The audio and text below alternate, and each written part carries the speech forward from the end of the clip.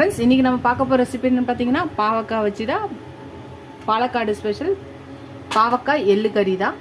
ரொம்ப டிஃப்ரெண்ட்டாக இருக்கும். மிளகா காரத்தோட, வெள்ளத்தோட இனிப்பு, புளியோட புளிப்போட, எல்லா சுவையோட நிறைஞ்ச இந்த பாவக்காய் கறி எப்படி செய்யலான்னு பார்க்கலாம் வாங்க. ஃப்ரெண்ட்ஸ், இன்றைக்கி நம்ம பாவக்காய் வச்சு ஒரு ரெசிபி பார்க்க போகிறோம். அதுவும் பாலக்காடு ஸ்பெஷல் பாவக்காய் எள்ளு கறி. வாங்க எப்படி செய்யலான்னு பார்க்கலாம். அதுக்கு முதல்ல இந்த மாதிரி பாவக்காவை நல்லா க்ளீன் பண்ணி கட் பண்ணி வச்சுக்கலாம். இந்த சைஸ் புளியை நல்லா ஊற வச்சு எடுத்து வச்சுக்கலாம். ஒரு பேன் எடுத்துக்கலாம். இப்போ ஒரு 2 டேபிள் ஸ்பூன் வெள்ளை எள்ளு எடுத்துருக்கேன். இதை போட்டு நல்லா வறுத்து எடுத்துக்கலாம். வறுத்தாச்சு எள்ளு. இதை நல்லா பொடி பண்ணிக்கலாம். நல்லா பொடி பண்ணியாச்சு. இது ஒரு பவுலில் போட்டு வச்சுக்கலாம். மறுபடியும் ஒரு பேனில் ஒரு 2 டேபிள் ஸ்பூன் தனியா போட்டுக்கலாம். 1 டேபிள் ஸ்பூன் கடலைப்பருப்பு, ஒரு 3 காஞ்ச மிளகாய், ஒரு அரை டேபிள் ஸ்பூன் உளுந்து, அரை டேபிள் ஸ்பூன் மிளகு. இதெல்லாத்தையும் நல்லா வறுத்துக்கலாம். கட்டி பெருங்காயம் இருந்தால் அதையும் அரை ஸ்பூன் இதில் போட்டுக்கோங்க.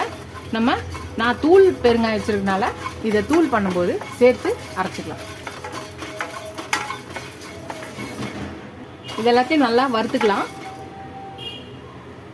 தூள் பெருங்காயனால இந்த ஸ்டேஜில் நான் போட்டுக்கிறேன். இதையும் போட்டு லைட்டாக வறுத்துட்டு இப்போ இதை மிக்ஸி ஜாரில் மாற்றிக்கலாம்.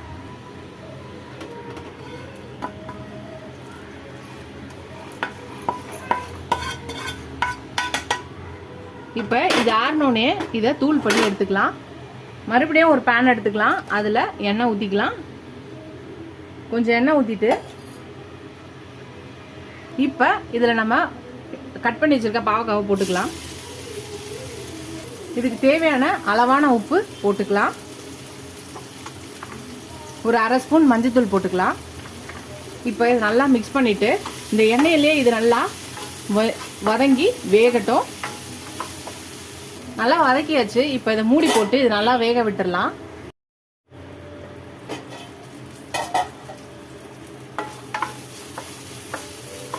பாவக்காய் நல்லா வெந்துருச்சு. இப்போ நம்ம புளி கரைசல் கரைச்சி வச்சிருக்கோம் இல்லையா, அந்த புளி கரைசலை ஊற்றிடலாம். ஊற்றிட்டு நம்ம பொடி பண்ணி வச்சிருக்கோம் இல்லையா, தனியா, மிளகா, பருப்பு எல்லாத்தையும் அந்த பொடியை போட்டுடலாம். இப்போ நல்லா மிக்ஸ் பண்ணிவிட்டு இது நல்லா கொதிக்க விடலாம். கொதித்து கெட்டியாக வரட்டும். இந்த டைமில் பார்த்தீங்கன்னா ஒரு 5லேருந்து 6 பச்சை மிளகாவை நடுவில் கீறி வச்சுருக்கேன். அதையும் போட்டுக்கலாம். இப்போ திருப்பி அதை மூடி இது கொஞ்ச நேரம் கொதிக்க விடலாம். கொதிச்சிடுச்சு. இப்போ பார்த்தீங்கன்னா நம்ம அரைச்சி வச்சுருக்க இந்த எள்ளு பொடியை போட்டுக்கலாம். இப்போ ஒரு சின்ன துண்டு வெல்லமாக போட்டுக்கலாம். இப்போ இதையும் சேர்த்து நல்லா கலக்கிட்டு ஒரு 2 நிமிஷம் மட்டும் இதை கொதிக்க விடலாம். கொதிச்சிச்சுன்னா நம்மளோட பாவக்காய் எள்ளு கறி ரெடி ஆகிடும். இந்த பாவக்காய் எள்ளு கறி இனிப்பு, புளிப்பு, காரம் எல்லாமே சேர்ந்தது. ரொம்ப டிஃப்ரெண்ட்டாக சூப்பராக இருக்கும்.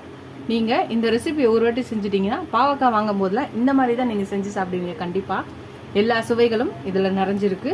ஸோ டிஃப்ரெண்ட்டாகவும் டேஸ்ட்டாகவும் இருக்கும். நீங்கள் இதை சாப்பாட்டுக்கு பிசைஞ்சு சாப்பிட்லாம். நீங்கள் இல்லை இட்லி, தோசை, சப்பாத்தி கூட இதை நீங்கள் ட்ரை பண்ணலாம். அவ்வளோதான்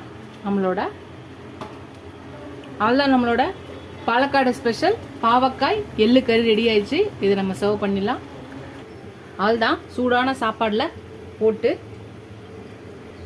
பிசைஞ்சு சாப்பிடும்போது ரொம்ப அல்டிமேட்டாக இருக்கும்.